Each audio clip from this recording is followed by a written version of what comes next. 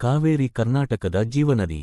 ಕೊಡಗು ಜಿಲ್ಲೆಯ ಪಶ್ಚಿಮ ಘಟ್ಟದಲ್ಲಿ ತಲಕಾವೇರಿ ಎಂಬ ಸ್ಥಳದಲ್ಲಿ ಉಗಮಿಸುವ ಈ ನದಿ ಮೈಸೂರು ಜಿಲ್ಲೆಯ ಮೂಲಕ ತಮಿಳುನಾಡಿಗೆ ಹರಿದು ಬಂಗಾಳ ಕೊಲ್ಲಿಯನ್ನು ಸೇರುತ್ತದೆ.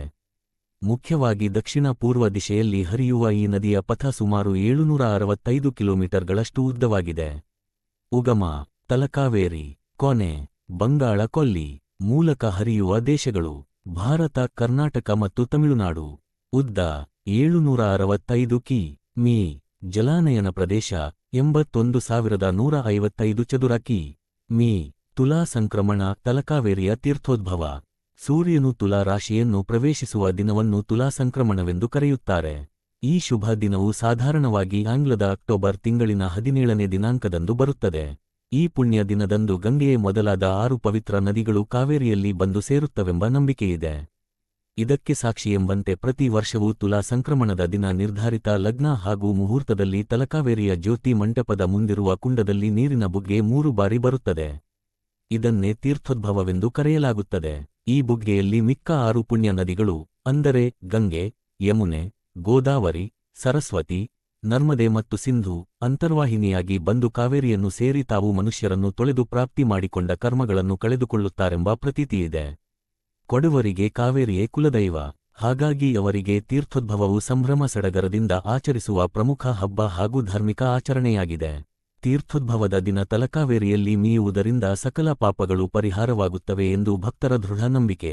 ತೀರ್ಥೋದ್ಭವದ ದಿನ ತಲಕಾವೇರಿಯ ಕುಂಡದ ನೀರನ್ನು ಶೇಖರಿಸಿಕೊಂಡು ತಮ್ಮ ಬಂಧು ಮಿತ್ರರಲ್ಲಿ ವಿತರಿಸುವ ಆಚರಣೆಯು ವಾಡಿಕೆಯಲ್ಲಿದೆ. ಮೃತ್ಯುಶಯ್ಯೆಯಲ್ಲಿರುವ ವ್ಯಕ್ತಿಗಳಿಗೆ ಈ ನೀರಿನ ಹನಿಗಳನ್ನು ಕುಡಿಸಿದಲ್ಲಿ ಅವರಿಗೆ ಮೋಕ್ಷ ಪ್ರಾಪ್ತಿಯಾಗುತ್ತದೆ ಎಂದು ಆಸ್ತಿಕರು ನಂಬುತ್ತಾರೆ. ಪುರಾಣ ಮೂಲದಲ್ಲಿ ಕಾವೇರಿ ಬ್ರಹ್ಮನ ಮಗಳಾದ ಲೋಪಾಮುದ್ರ ಭೂಲೋಕದಲ್ಲಿ ಲೋಕೋದ್ಧಾರಕ್ಕಾಗಿ ವಾಸಿಸುತ್ತಿದ್ದಳು. ಕವೇರನೆಂಬ ಮುನಿಯು ಬ್ರಹ್ಮನನ್ನು ಕುರಿತು ತಪಸ್ಸನ್ನಾಚರಿಸಿ ಬ್ರಹ್ಮನಿಂದ ವರವನ್ನು ಪಡೆದನು. ನದಿಯ ಉಗಮಕ್ಕಾಗಿ ಮುನಿಗಳು ಸೂಕ್ತ ಜಾಗದ ಅನ್ವೇಷಣೆಯಲ್ಲಿ ಇರುವುದನ್ನು ತಿಳಿದಿದ್ದ ಗಣೇಶ ಇದೇ ಜಾಗ ಸೂಕ್ತವಾಗಿದೆ ಎಂದೆನಿಸಿ ಕಮಂಡಲವನ್ನು ನೆಲದ ಮೇಲೆ ಇಟ್ಟುಬಿಟ್ಟನು. ಅಲ್ಲಿಯೇ ಹಾರಾಡುತ್ತಿದ್ದ ಕಾಗೆಯೊಂದು ಕಮಂಡಲವನ್ನು ತಾಕುವಂತೆ ಕುಳಿತುಕೊಂಡಿತು. ಅಷ್ಟರಲ್ಲಿ ಹಿಂತಿರುಗಿದ ಅಗಸ್ತ್ಯ ಮುನಿಗಳು ಕಾಗೆಯನ್ನು ನೋಡಿ ಧಾವಂತದಿಂದ ಅದನ್ನು ಓಡಿಸಲು ಪ್ರಯತ್ನಿಸಿದಾಗ ಕಮಂಡಲದ ನೀರು ಚೆಲ್ಲಿತು. ಸಣ್ಣ ಪ್ರಮಾಣದ ಜಲವು ಜಲಧಾರೆಯಾಗಿ ನದಿಯಾಗಿ ಹರಿಯಿತು. ತಲಕಾವೇರಿಯ ಸ್ಥಳವನ್ನು ಈಗಲೂ ಪವಿತ್ರವೆಂದು ಪರಿಗಣಿಸಲಾಗುತ್ತಿದ್ದು ಇಲ್ಲಿ ನಿತ್ಯ ಪೂಜೆ ಪುನಸ್ಕಾರಗಳು ನಡೆಯುತ್ತಿವೆ. ಮಹಾಭಾರತದ ಆದಿಪರ್ವದಲ್ಲಿ ಅರ್ಜುನನು ತೀರ್ಥಯಾತ್ರೆಗೆ ಹೋಗಿದ್ದಾಗ ಈ ನದಿಯಲ್ಲಿ ಸ್ನಾನ ಮಾಡಿದನೆಂಬ ಉಲ್ಲೇಖವಿದೆ. ರಾಜಸೂಯಯಾಗದ ಸಮಯದಲ್ಲಿ ನಕುಲನು ಇಲ್ಲಿಗೆ ಬಂದಿದ್ದನೆಂದು ನಂಬಲಾಗಿದೆ.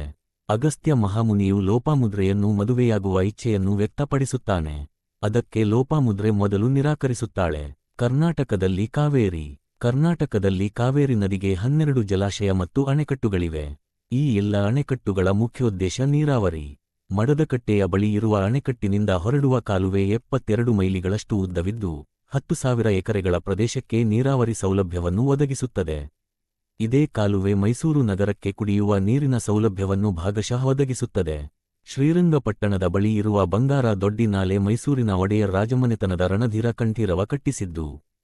ಕರ್ನಾಟಕದಲ್ಲಿ ಕಾವೇರಿ ನದಿಗೆ ಅಡ್ಡಲಾಗಿ ಕಟ್ಟಿರುವ ಅತಿ ಪ್ರಸಿದ್ಧ ಜಲಾಶಯ ಕೃಷ್ಣರಾಜ